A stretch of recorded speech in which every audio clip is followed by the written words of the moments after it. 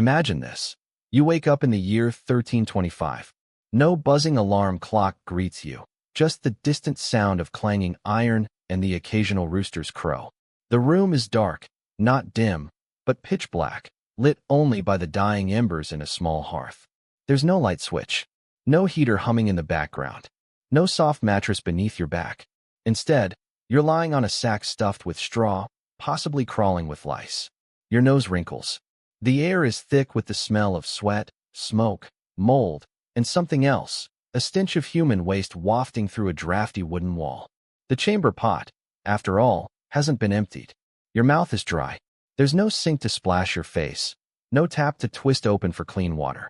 If you're lucky, there's a jug of yesterday's ale sitting nearby. You'll drink it because the water, even from the village well, might be teeming with bacteria your immune system has never encountered before. Cholera, typhoid, dysentery. Welcome to your new morning companions. You step outside. There are no paved roads, only narrow, muddy alleys packed with thatched huts, heaps of rotting food, and free-roaming pigs doing the work of garbage disposal. The street is alive, not with the energy of a bustling modern city, but with flies, rodents, and the occasional cry of pain or anger. This is no Renaissance fair. This is life in the Middle Ages. And you, a 21st century soul, are about to have the roughest day of your life. Romantic myths versus harsh realities. We often romanticize medieval times. It's easy to do so. Hollywood has filled our heads with noble knights in shining armor, sweeping romances under castle arches, and heroic duels in moonlit fields. But those images leave out some very important details, like the lice in the bedsheets, the cold in the stone corridors, and the fact that most people never bathed more than once a month, if that. The truth? Life in the Middle Ages wasn't designed for human comfort. It was designed for human survival. You weren't living, you were enduring. The social hierarchy was ironclad. The average person, especially a peasant, had little choice in life beyond toil, obedience, and hope for a decent harvest. You were born into your station, and you'd likely die in it, often before you hit the age of 40. Let's be honest. If you, a modern individual accustomed to microwaves, medicine, hot showers, and internet memes, were dropped into this brutal world, your odds of surviving even a single day would be slim. Your modern body isn't ready. Your immune system is pampered by vaccines, clean water, and pasteurized foods. You've probably never had to think twice about where your next meal is coming from or whether that scratch on your arm might turn gangrenous. But in 1325, everything is a potential death sentence. You don't have resistance to the diseases of the time: smallpox, tuberculosis, measles, or the ever-lurking threat of the bubonic plague, which killed millions without mercy.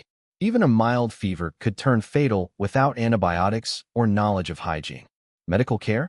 That's likely to involve bleeding, leeches, or dubious herbs prescribed by someone who thinks bad smells carry illness, and that a dirty rag might draw out the evil. You're not trained for the work.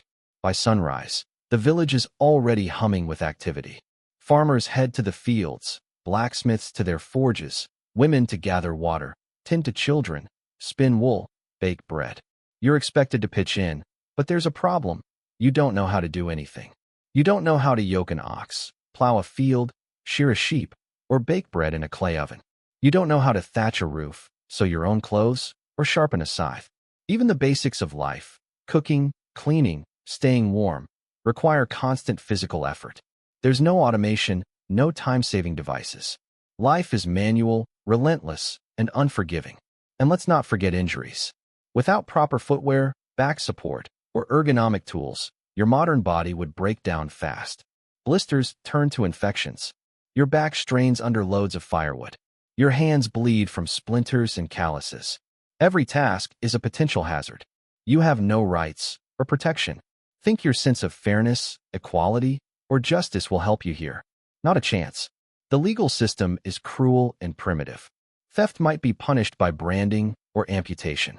Disputes can be settled by trial by combat or trial by ordeal, boiling water, hot irons, or God's judgment, as proof of guilt or innocence. You're not a citizen, you're a subject, and your rights are almost non-existent unless you're of noble blood, which, spoiler alert, you're not. Want to leave the village? You probably can't. Most peasants are tied to the land. Want to question the Lord's tax collector or the priest's decree? That's a fast track to punishment, or worse. Want to speak freely or protest poor conditions? That might land you in a pillory, exposed to public humiliation and possibly worse abuse. Even the good things are tough. Food is coarse and limited. Forget sugar, coffee, or chocolate. Those are centuries away. A peasant's diet consists mostly of bread, pottage, a mushy stew of grains and vegetables, and the occasional bit of salted meat if you're lucky. Everything is seasonal. Everything is labor-intensive. And hunger is a constant threat. Clothing is itchy, made from rough wool or linen. Soap, when used, is harsh and barely effective. Most people own only 1 or 2 garments. You'll wear them every day until they fall apart. Hygiene is rudimentary, and bathing might be considered dangerous to your health due to the belief that water opened the body to illness. So, why wouldn't you last a day? Because every single aspect of daily life, is harder, riskier, and more dangerous than anything you're used to. From the moment you wake up to the moment you try to fall asleep, likely cold, itchy, and hungry, you'd be physically, mentally, and emotionally overwhelmed. This isn't a theme park or a historical reenactment. This is real life in medieval Europe, and it's not designed for you.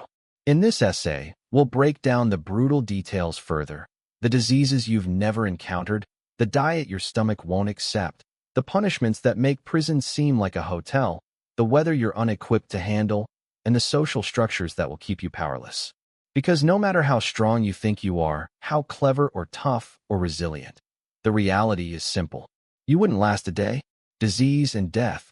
Welcome to the plague years. In modern times, when you feel a fever coming on, you probably reach for a thermometer, a few tablets of paracetamol, and maybe book a doctor's appointment. Worst case, a day or 2 of bed rest and soup. In the medieval world, however, a simple fever could mean death, slow, painful, and very public. Because back in 1325, disease wasn't just common, it was constant, and medical knowledge barely scratched the surface of what we now understand about the human body. No germ theory, no hope. The people of the Middle Ages had no concept of bacteria, viruses, or contagion as we know it today. Illness was often believed to be a punishment from God, a result of imbalanced bodily humors, blood, phlegm, yellow bile, and black bile, or even the work of evil spirits. There were no microscopes, no antibiotics, no vaccines, just superstition and suffering. Imagine catching a cold in this world. There are no tissues, no nasal sprays, no over-the-counter medicine. Just hope, herbal tea, if available, and prayers. If the cold worsens into pneumonia, which it easily could in the damp, cold air of a medieval hovel, there's no doctor, no warm hospital bed. Just a fireless hut and your family watching helplessly as you cough yourself to death. And that's just the beginning. Plague, the great equalizer. You've heard of the Black Death, the infamous bubonic plague that tore through Europe starting in 1347, killing an estimated 25 to 50 million people, nearly half of the continent's population. But even before and after that catastrophic wave, localized outbreaks of plague were regular and always deadly. Symptoms of bubonic plague were horrifying. Fever, chills, vomiting, necrotic black boils in the armpits and groin, and intense pain. Death often came within a few days. The infected were shunned. Entire villages were left empty. If you caught it, your chances of survival were low, and no one could help you. Even if you managed to avoid the plague, other diseases lurked around every corner. Leprosy, typhoid, tuberculosis, smallpox, measles, and dysentery, which often spread through contaminated water. These illnesses could strike at any time, and recovery was rarely guaranteed. Living in a petri dish, the average medieval village was an ideal breeding ground for disease. Human and animal waste often flowed freely in the streets. People bathed rarely, if ever. Sewage systems were non-existent for most of the population. Fleas and lice were part of daily life. Rats were your constant neighbors, whether you lived in a rural cottage or a city slum. Houses were dark, damp, smoky, and poorly ventilated. Straw bedding was rarely cleaned. Food spoiled quickly and was often contaminated. It wasn't uncommon for people to eat moldy bread or drink spoiled ale simply because there were no other options. This kind of environment would overwhelm your modern immune system.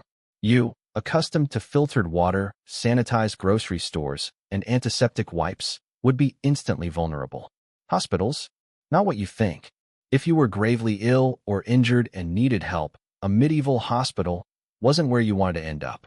These institutions were often run by monks or nuns, offering more spiritual comfort than medical treatment. Their primary purpose was to care for the soul, not heal the body. Surgical procedures were crude and agonizing. There were no anesthetics. A broken bone might be set with splints and prayers. An infected wound? Expected to be cauterized with a hot iron. Surgeons often doubled as barbers. Yes, the same man who shaved your beard might also perform your amputation. Even basic knowledge of hygiene was lacking. Instruments were reused. Hands were unwashed. Bandages were recycled. Recovery was rare. More often, you'd leave worse than you arrived, if you left at all. Death is a constant companion. People in medieval times were surrounded by death. Infants died in staggering numbers. Mothers frequently perished in childbirth. A simple cut could turn septic. A rotten tooth could lead to a fatal infection. War, famine, and pestilence claimed countless lives, and there was no safety net to catch the fallen. You would see death daily, a neighbor buried in the churchyard, a child coughing herself into an early grave, an elderly man slowly starving during a harsh winter. There were no grief counselors, no palliative care, just raw, unrelenting loss, and the resilience to keep going, because that's what survival required. You're not vaccinated, good luck. Let's not forget the gifts of the modern world, vaccines. As a modern individual, you've likely received immunizations for measles, mumps, rubella, diphtheria, tetanus, hepatitis, and more. That protection would mean nothing in 1325, where such interventions didn't even exist in theory. Your untrained immune system, exposed to a barrage of medieval pathogens, would be like a house with all its doors open during a storm. It wouldn't take long before something got in and took you out. In conclusion, you'd be lucky to survive the morning.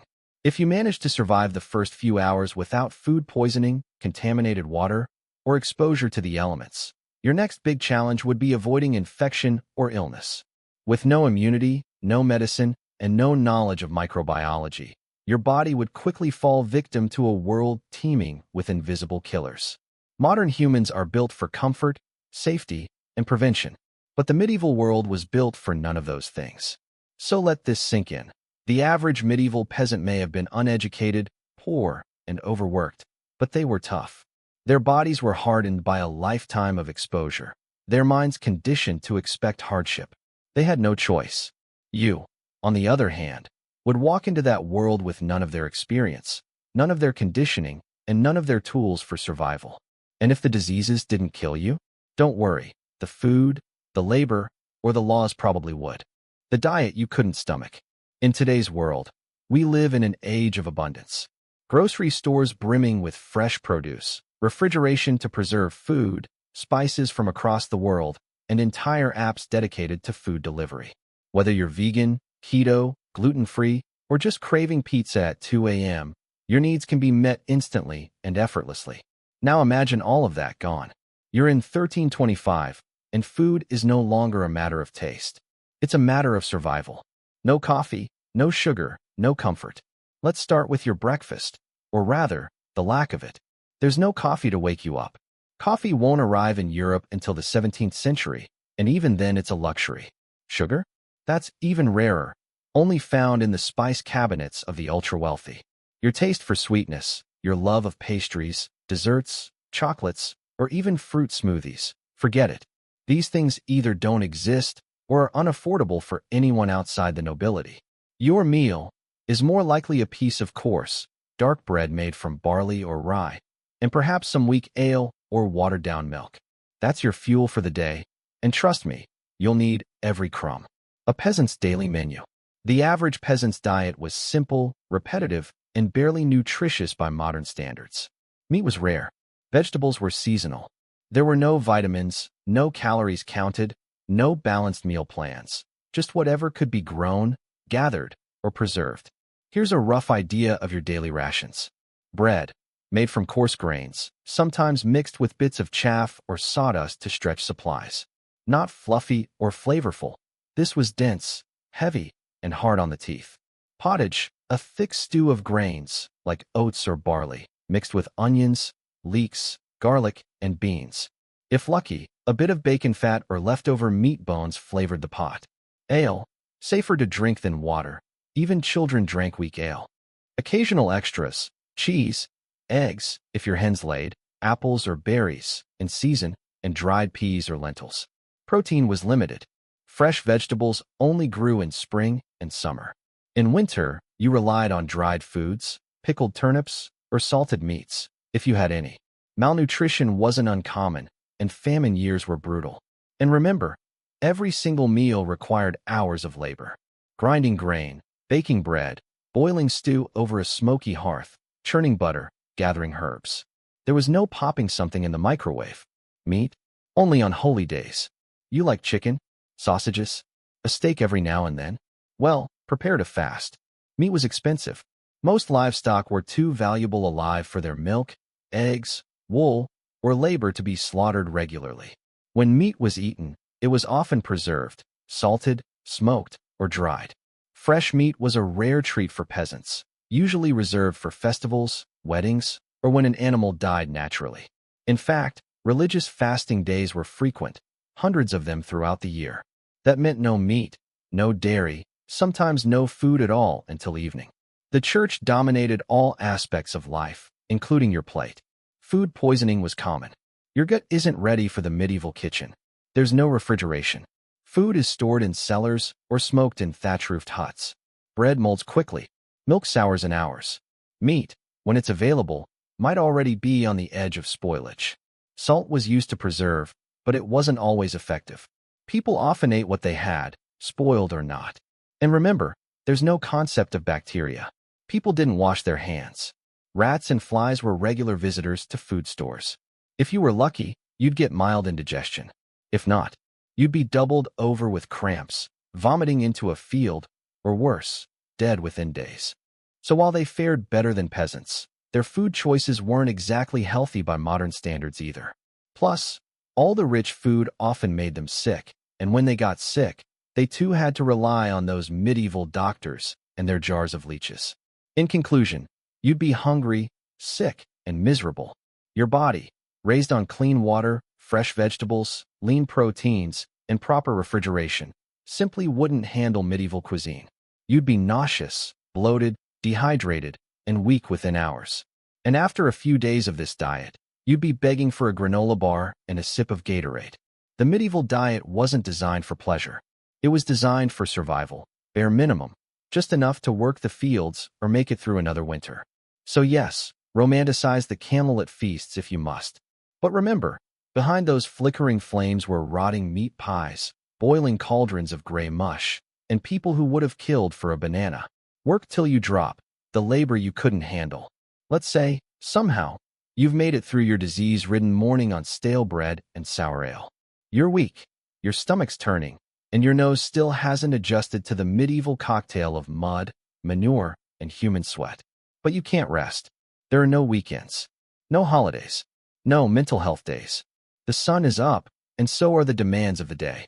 Because in the 14th century, if you weren't working, you weren't surviving. From sunrise to sunset, and sometimes beyond. Your workday begins with the sunrise and ends only when the sun dips below the horizon, or even later if there's a full moon.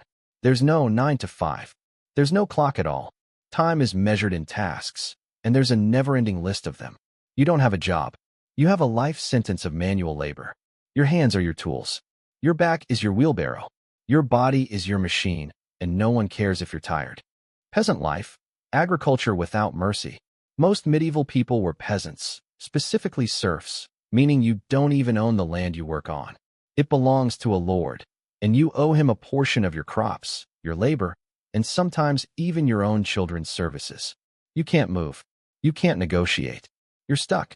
Your tasks might include plowing fields with heavy wooden plows pulled by oxen, not tractors, sowing seeds by hand over acres of land, bent double for hours, harvesting wheat with a sickle in the scorching sun, mucking out animal stalls, chopping wood, carrying water, mending fences, and preparing firewood, threshing and winnowing grain in the barn, breathing in dust and chaff with no protection.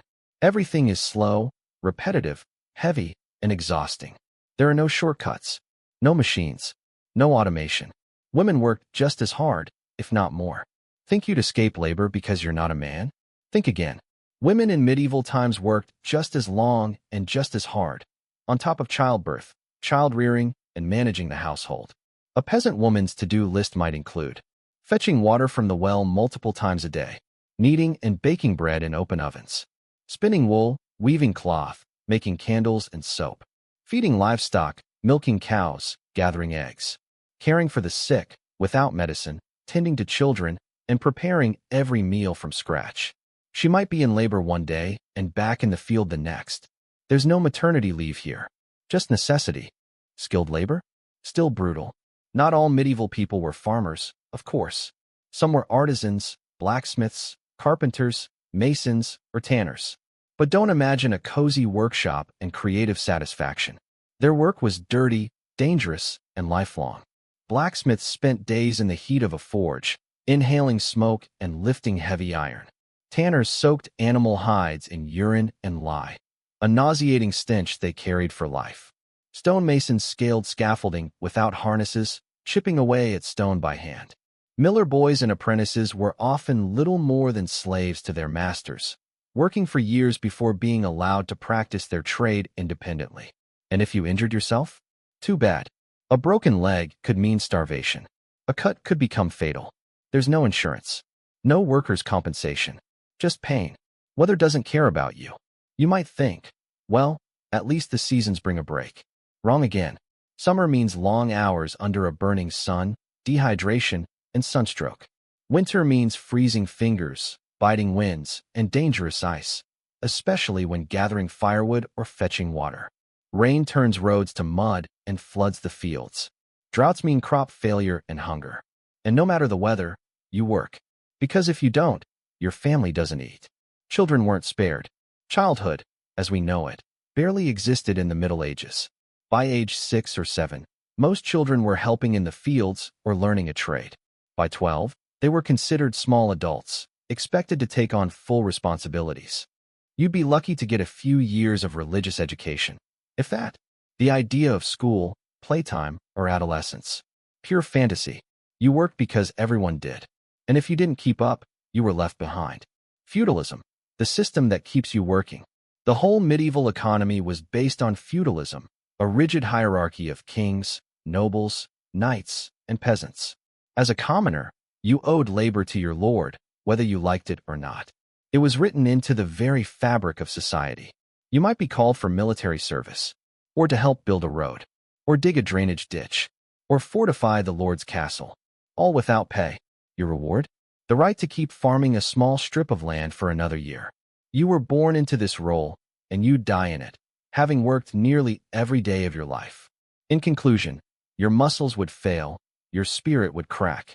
Let's face it, modern bodies are not made for medieval labor. We sit in chairs. We type. We rely on machines for nearly every physical task. Even those of us who work hard jobs today do so with gloves, boots, safety standards, and the option to rest and recover. Drop a modern person into a medieval workday, and within a few hours they'd be sore, sunburned, dehydrated, blistered, and begging for a break. But there are no breaks in this world. The work never stops, because survival depends on it. So when you imagine medieval life, don't picture courtly dances and candlelit banquets. Picture yourself in a torn tunic, knee-deep in mud, swinging a hoe with aching arms, and knowing that if you stop, you starve. Brutal laws and no rights. Justice you can't survive. Let's say your medieval day is already going terribly. You're sick, hungry, and aching from backbreaking labor. But things can still get worse. Much worse. Because if you step out of line, even by accident, the law is not on your side. In the modern world, you expect fairness, rights, and the idea that you're innocent until proven guilty. But in 1325, justice isn't about fairness. It's about obedience. It's about power. And it's about fear. You have no rights. Literally. As a commoner, especially a peasant or serf, you are not a citizen. You are property. You belong to the land, and the land belongs to the Lord. You can't vote. You can't own land freely. You can't travel without permission. You can't even marry who you want without approval from your superiors. If you're wronged, good luck. The courts serve the wealthy and powerful. The church has its own laws. And unless you're part of the nobility, your voice means next to nothing. Guilty until tortured. If you're accused of a crime, your trial may involve little more than a rumor and a rope. There's no forensic science, no police force, no lawyer to defend you. And how do they determine guilt? Often through one of the most horrifying legal systems ever devised. Trial by ordeal. Here are just a few examples. Ordeal by water. You're thrown into a pond or river. If you float, you're guilty because water rejects the unholy. If you sink, you're innocent, though you might drown before they fish you out. Ordeal by fire. You carry a red-hot iron a certain distance or plunge your hand into boiling water. If your burns heal cleanly in 3 days, you're innocent. If not, guilty. Ordeal by combat. You fight your accuser to the death. May the righteous win. Problem is, what if your accuser is a trained soldier and you're a farmer? Justice is less about truth, more about spectacle. Punishments are public, gruesome, and meant to send a message. The punishments are worse than the crimes. Medieval punishments were designed to terrify the population into obedience. There's no prison sentence with counseling or rehabilitation. Punishment is quick, brutal, and often permanent. Some common penalties: flogging or whipping in the village square, branding with hot irons to mark criminals, the pillory or stocks, where you're locked in place and pelted with garbage or worse, tongue removal for speaking out of turn, hand amputation for theft, hanging, burning, or beheading for more serious crimes. And if you were accused of heresy, witchcraft, or treason, prepare for torture. Devices like the rack, thumbscrews, and the Iron Maiden were used to extract confessions, whether they were true or not. And once you confessed, you were usually executed anyway. No law for women, children, or the poor. If you were a woman in medieval society, your fate was even worse. You had almost no legal protection. Domestic abuse? Rarely punished. Sexual assault? Often blamed on the victim. Your testimony held little weight, and your status was tied entirely to your father or husband. Children were treated more like property than people. At best, they were future workers. At worst, they were ignored or used as pawns in political and social agreements. There were no child protection laws, no advocacy groups, and no one to intervene if they were abused or exploited. As for the poor, the very people most vulnerable were the least protected by the law. Theft out of hunger could result in mutilation. Protesting your treatment could cost you your life. Even being in the wrong place at the wrong time could lead to arrest, or worse. Religious law made it even worse. The church didn't just preach morality, it enforced it. And in 1325, the church's law often superseded secular law. That meant if you questioned religious authority, skipped mass, or were suspected of heresy, you could face ecclesiastical courts. Their punishments? Excommunication, public penance, imprisonment in monasteries, or, for the worst cases, execution. Inquisition courts became notorious for rooting out heresy, often targeting innocent people with flimsy evidence and no appeal process. A single accusation from a jealous neighbor could lead to your arrest, torture, and death. And if you were Jewish, a foreigner, or a suspected witch, you faced systemic persecution, forced conversions, mass expulsions, and violence sanctioned by both church and crown. Travel? Think again. In today's world, you can travel freely across cities, countries, even continents. In medieval times, you couldn't even walk to the next village without a letter of permission. Wandering strangers were viewed with suspicion. You could be mistaken for a thief, a deserter, or a spy.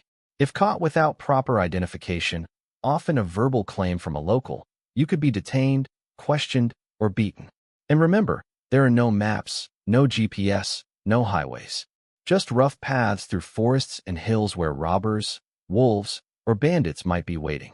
Travel was dangerous, not liberating. In conclusion, the law would break you, not protect you. Today, law exists, ideally, to protect the innocent and punish the guilty with fairness and procedure. In the Middle Ages, the law was about fear, control, and submission. Your modern sense of justice, your expectations of fairness and evidence, your belief in human rights, none of that would help you here. In fact, Your very behavior, your words, your confidence, your protests, might get you accused of heresy or rebellion. And once accused, you wouldn't stand a chance. The weather, the clothes, and the comforts you'd miss desperately. In our modern world, we take certain things for granted. A warm shower in winter, an air-conditioned room in summer, dry socks, a second pair of shoes. These little comforts are the quiet luxuries of the present, and they'd vanish the moment you stepped into the year 1325. Because in medieval times, the elements ruled your life, and your clothes were no match for them. No climate control, anywhere. Let's start with the obvious. There's no electricity. That means no fans, no heaters, no insulation, no thermostats. Your only sources of warmth are fire and body heat. Your only relief from summer's fury is shade and luck. In winter, the cold is bone deep. You sleep in a wooden shack with gaps in the walls and wind howling through the thatched roof. Your bed is a pile of straw, possibly damp, and shared with fleas and lice. Firewood is precious, too precious to burn all night. So once the flames die, you shiver in silence. In summer, you bake. The sun beats down on your back while you work the fields or carry loads through dust-choked roads. There's no escape from the heat. No iced water, no chilled drinks. Just sweat and the stink that follows. There's no dry cleaning, no change of clothes, no spa treatments. You wear your suffering like a second skin. Your clothes are basic and brutal. Forget your wardrobe, your cotton t-shirts, your sweat-wicking fabrics, your padded shoes. Medieval clothes were functional, coarse, and usually made at home. A peasant's outfit might include a woolen tunic, itchy and unlined, worn year-round regardless of season. Hose or leggings, poorly fitted and patched many times over. A linen undertunic, if you're lucky. If not, it's wool-on bearskin. A leather boots, if you had them, often worn for years until they disintegrated. A hood or cloak for warmth and modesty, heavy, damp, and often flea-infested.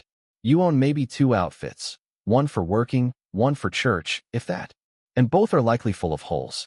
There are no buttons, zippers, or elastic waistbands. No tailoring unless you're wealthy. And every piece of clothing takes weeks to make. Spinning, weaving, sewing, by hand. Laundry day? Try laundry week. Washing clothes is an ordeal.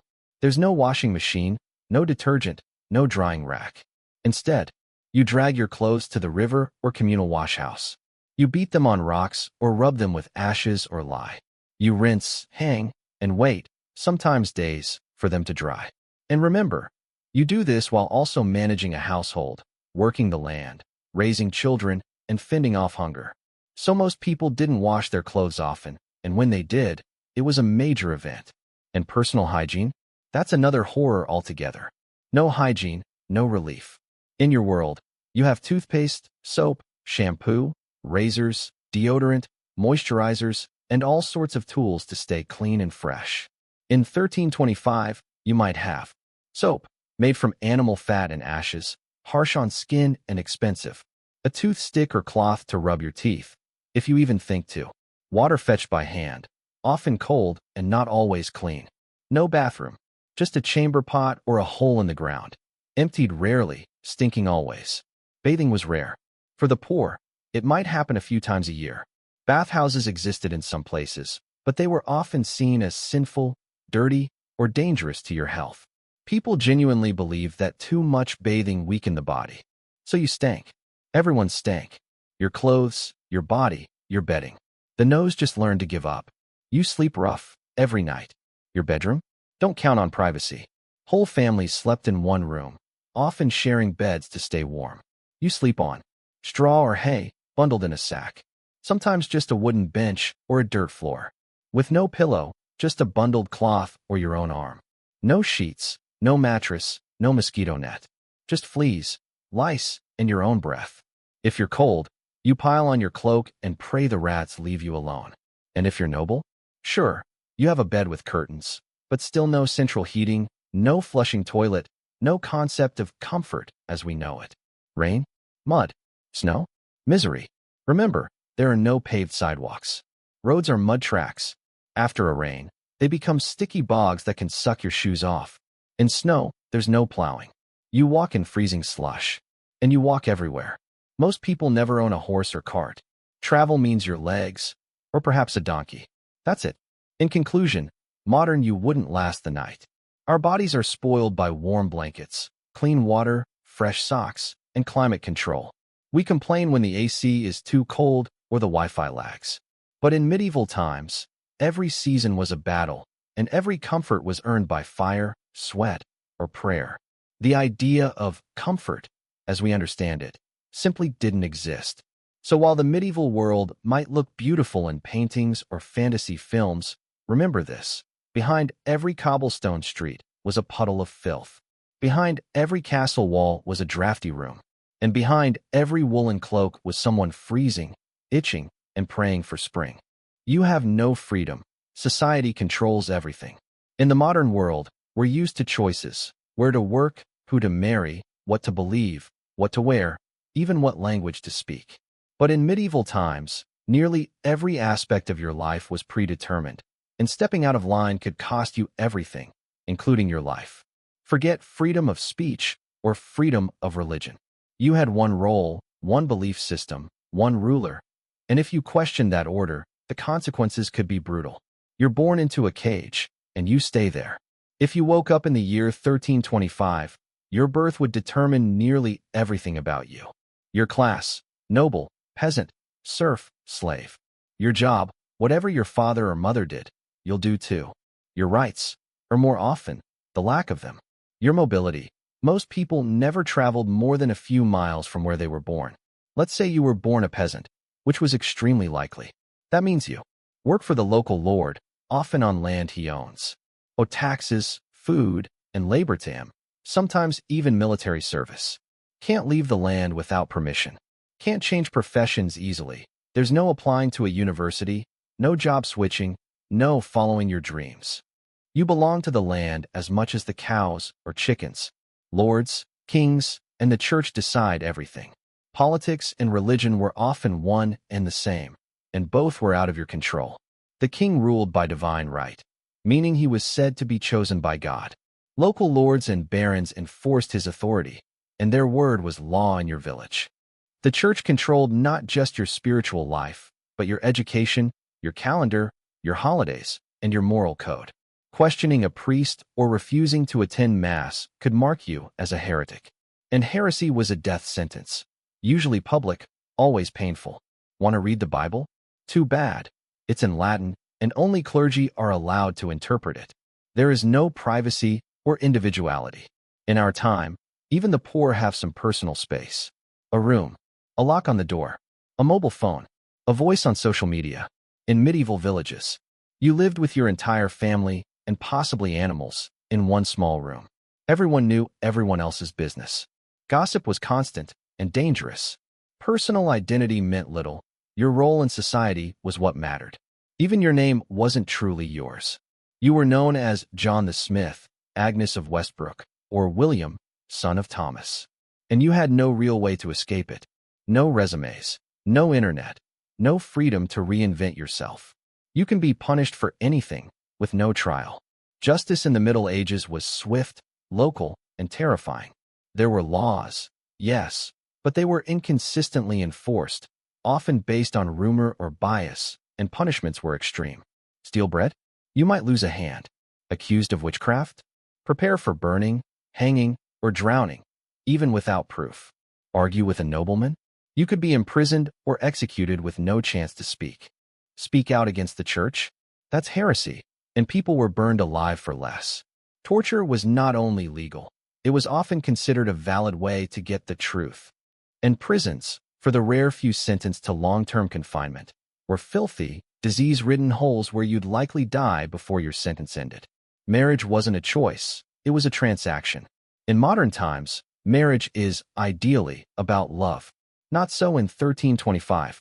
Marriages were arranged, often for land, cattle, dowries, or social alliances.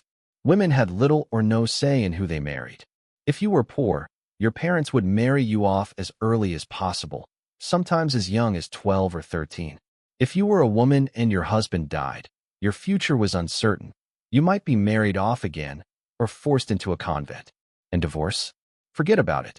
The church did not allow it. Once you were married, you were locked in for life. You belonged to the church before you were born. Before your first breath, the church had a say in your life. You were baptized shortly after birth. If you weren't, your soul was believed to be in peril. Every week, you were expected to attend Mass, under penalty of shame or punishment. Your wedding, your taxes, your tithes, and even your death were all tied to the church calendar. You were told what to believe. Doubt was sin. Doubt was danger. Even time was owned by the church. Days were measured not by the clock, but by prayers, matins, lauds, vespers. You belonged to God's world, whether you wanted to or not. Conclusion: freedom wasn't even a concept yet. The idea of human rights, freedom of speech, freedom of religion, freedom to choose your job or your spouse, simply did not exist in the medieval world. It wasn't even imagined. You weren't expected to chase happiness. You were expected to survive and serve. Serve your Lord, serve your church, serve your fate. For a modern mind raised on autonomy and choice, this world would feel like a prison. And yet, it was all perfectly normal to the people living in it. But for you, you wouldn't last a day. The harsh environment, whether that would break you. Surviving medieval life wasn't just about fighting disease, hunger, or harsh laws. It was also about enduring the relentless, unforgiving climate. You think a rainy day ruins your plans now? Imagine if rain meant mud up to your knees, flooding your home, or washing away your crops. Unpredictable and brutal weather. The medieval climate was harsher and less predictable than today. The so-called Little Ice Age began around the 14th century, bringing colder winters and shorter growing seasons. Cold winters meant frost-bitten fingers, frozen water supplies, and food scarcity. Wet springs could flood fields, ruining planting and destroying homes. Dry summers brought drought, famine, and wildfires. Storms weren't just a nuisance. They could tear apart roofs, ruin harvests, and kill livestock. Without modern forecasting, you'd never know when disaster would strike, and you'd have no safety net. No shelter from the storm. Homes were made from wood, wattle, and daub, often with thatched roofs. They leaked. They offered little protection against cold or heat, and they were drafty. When winter came, people huddled around small hearths. But firewood was limited. Burning too much meant running out before spring, freezing you out. You'd sleep with animals in the same room for warmth, and the smell and pests were constant companions. Floods and famine. Rivers could flood, destroying homes and fields. Without levees or drainage systems, entire communities might be displaced or starve. Crop failure was a real threat. A bad season meant hunger, disease, and death. In conclusion, nature was an enemy. Today, we're insulated from weather's worst effects. Homes are heated and cooled, roads are paved, and food is stored. In medieval times, weather was an enemy you fought daily, and often lost to. You'd be cold, wet, hungry, and miserable, all at once. You wouldn't understand the social rules and traditions. The Middle Ages were ruled by a complex web of customs, rituals, and unwritten rules, governing everything from how you dressed, to whom you spoke, to how you showed respect. These traditions weren't just social niceties. They were the backbone of society, enforced by peers, nobles, and the church alike. To a modern mind, these rules would seem baffling, suffocating, and impossible to navigate. Rigid class structure dictated every move. Your social rank was everything. Nobles, clergy, merchants, peasants. Each group had strict codes. Nobles wore fine fabrics, spoke in French or Latin, and carried swords. They attended grand feasts, hunted, and governed. Clergy lived under vows, wore religious garb, and preached obedience. Peasants wore rough wool, labored from dawn to dusk, and never questioned their betters. Breaking class boundaries was taboo. A peasant trying to imitate a noble's dress or speech could be punished. A noble marrying beneath themselves could cause scandal. Etiquette was survival. Every action was loaded with meaning. When greeting a lord, you bowed or curtsied just so. Get it wrong, and you insulted them.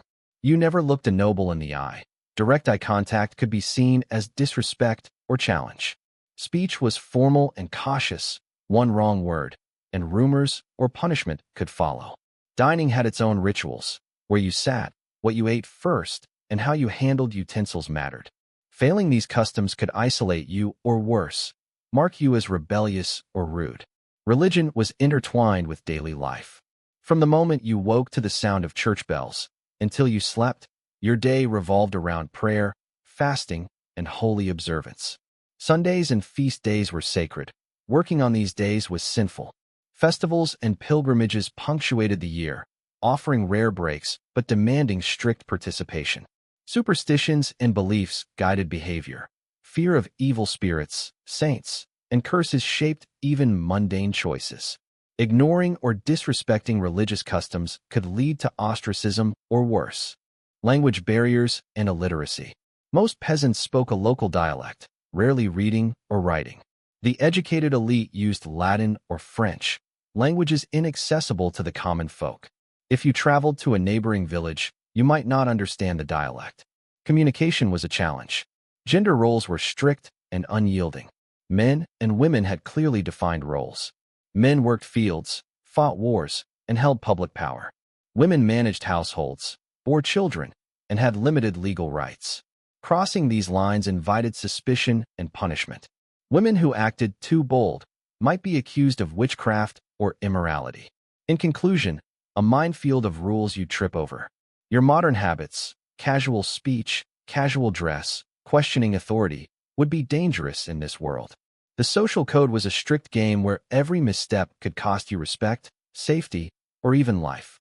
Navigating medieval society required memory, humility, and constant vigilance. Without a guide, you'd be lost.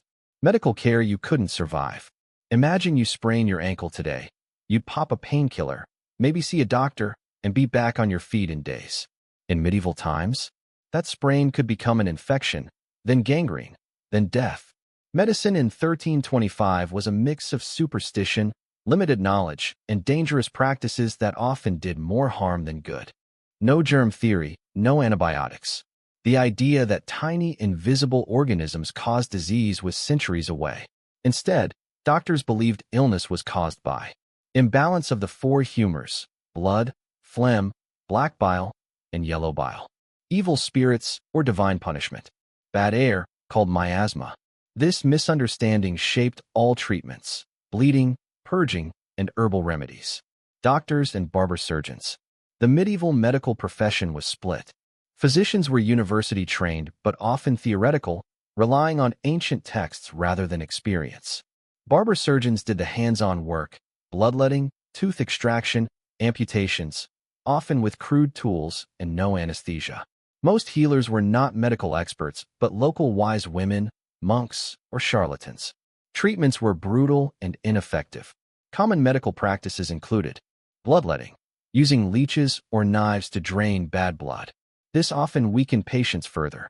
Herbal concoctions, sometimes helpful, but dosage was guesswork. Poultices and salves, made from plants, animal fats, or even dung. Amputations, without anesthesia or antiseptics, often a death sentence. Infections and wounds were deadly. Even minor injuries could become fatal. Without antibiotics, infections spread rapidly. Surgical wounds often became gangrenous.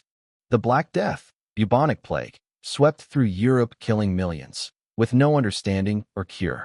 Childbirth was especially dangerous. Women faced high risks during childbirth. Midwives helped, but complications like hemorrhage, infection, or obstructed labor often meant death for mother, child, or both. Hospitals were few and basic. Hospitals were usually religious institutions caring more for the soul than the body. Hygiene was poor, beds cramped, and patient survival rates low. In conclusion, modern medicine would save you. Medieval medicine would kill you. Your modern immune system, antibiotics, sterile hospitals, and professional doctors would be life-saving luxuries in medieval times. Without them, a simple illness or injury could kill you. The mental toll, stress, fear, and uncertainty that would crush you. Survival in the Middle Ages wasn't just about fighting the cold, the hunger, or the hard labor. It was also a constant battle against stress, fear, and uncertainty that gnawed at every waking moment. Your modern-day worries might seem small compared to this brutal reality. Living with constant danger. Every day was a gamble. Would disease strike your family next? Would a bad harvest mean starvation? Would the local lord demand more taxes or labor? Could a wandering band of thieves or soldiers raid your village tonight? Could you be accused of a crime you didn't commit? or worse, heresy? There was no safety net, no social services, no police protection. The threat of violence and death was ever present. Fear of the unknown. Without scientific understanding, the unknown was terrifying. Illnesses, storms, or strange events were often seen as punishments from God or caused by witches and demons. This fostered paranoia and superstition. People lived in fear not only of the physical world, but of unseen spiritual dangers. No control over your fate. Unlike today, where you can plan, save money, or make choices, medieval people had little control over their lives. You couldn't choose your job, your spouse, or your religion. Natural disasters or famine could wipe out everything overnight.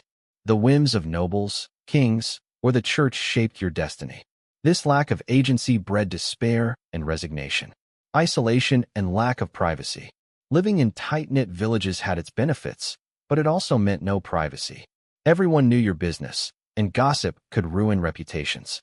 You had nowhere to retreat, no personal space, no chance to speak your mind safely. Mental health was a mystery. There was no understanding of mental illness. People suffering from depression, anxiety, or trauma were often labeled as possessed, mad, or sinful. Treatments ranged from exorcisms to imprisonment. Compassion was rare. In conclusion, the medieval mind would struggle to cope. For a modern person used to autonomy, privacy, and medical help, the mental strain of medieval life would be overwhelming. Constant fear, helplessness, and isolation would crush your spirit quickly. Why you wouldn't last a day in medieval times, the final truth. After walking through the brutal realities of medieval life, it's clear, surviving even a single day in 1325 would test every fiber of your being. The romantic images of knights, castles, and grand feasts crumble beneath the weight of harsh labor, disease, cruelty, and fear. A world designed for survival, not comfort. Medieval society was built on rigid hierarchies, backbreaking work, and an unforgiving environment. You had no rights, few protections, and almost no control over your fate. The comforts we cherish, clean water, warm beds, decent food, medical care, freedom of choice, simply did not exist for most people. Your modern body and mind would fail.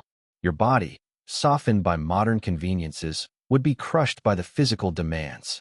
Your immune system, shielded by vaccines and medicine, would be defenseless against plagues and infections. Your mind, accustomed to freedom and privacy, would buckle under constant fear and oppression. The truth behind the myth. So next time you see a medieval reenactment or a fantasy film, remember, behind the glamour was a grim reality. You wouldn't last a day, and that's why history matters. Not to romanticize, but to understand how far humanity has come. Why you wouldn't last a day in medieval times, the final truth. After traveling through the harsh realities of medieval life, it becomes painfully clear, surviving even a single day in the year 1325 would push every human limit. Physical, mental, and emotional. The glittering images of knights in shining armor, majestic castles, and lavish banquets that fill our history books and movies are just that, images. Behind those scenes lies a brutal world designed for survival, not comfort, where life was short, painful, and uncertain. A life forged in hardship and inequality. Medieval society was built on a foundation of strict hierarchy and unrelenting labor. Whether you were a peasant tilling the fields from dawn until dusk, a serf legally bound to your lord's land, or a woman bearing the impossible burden of work and childbirth, your life was defined by obligation, submission, and endurance. There was no room for ambition, no space for personal dreams or freedoms. Your birth dictated your entire existence, and that destiny was often a life of poverty and toil. Unlike today's world, where rights, opportunities, and safety nets exist, the medieval period was merciless. Disease ran rampant without cure, justice was a spectacle of cruelty, and punishment was swift and brutal. The environment itself was a constant adversary. Freezing winters, blistering summers, floods, and famines, all of which could devastate a family's chance at survival. The modern body, mind, and spirit would be overwhelmed. Your modern body is softened by centuries of innovation, sanitation systems, nutrition, medicine, and labor-saving technology. Your immune system, strengthened by vaccines and hygiene, is prepared to fight threats that medieval people never even understood. But in the harsh medieval world, a simple cut, a fever, or a common cold could quickly spiral into a death sentence. Mentally, the relentless fear of disease, violence, and injustice, compounded by the crushing weight of social restrictions and poverty, would wear down even the strongest spirit. The isolation, lack of privacy, and absence of autonomy would erode your sense of self. You would face a world where hope was scarce and every day demanded resilience beyond anything we commonly experience. Why understanding this matters? The stories we hear about the Middle Ages often focus on chivalry, castles, and kings, but the truth is a lesson in humility. Understanding the suffering and hardships endured by those who came before us deepens our appreciation for the freedoms, rights, and comforts we enjoy today. It also reminds us of the tremendous progress humanity has made in health, justice, technology, and social equality. Moreover, reflecting on medieval life encourages a forward-thinking perspective. How can we continue to build a world that values human dignity, ensures justice, and improves quality of life for all? The past shows us what to avoid: the dangers of rigid hierarchies, neglect of the vulnerable, and failure to embrace knowledge and compassion. A final thought. If you were to wake up in the year 1325, the world would be unrecognizable and unrelenting. Your clothes would be coarse, your body aching, your stomach empty, your mind burdened by fear. The laws would not protect you, and the elements would show no mercy. You wouldn't last a day, but because you live now, with electricity, clean water, medicine, and rights, you are part of a long chain of human progress, forged by countless sacrifices and struggles. That reality is not just history. It's a call to cherish what we have and to keep pushing forward.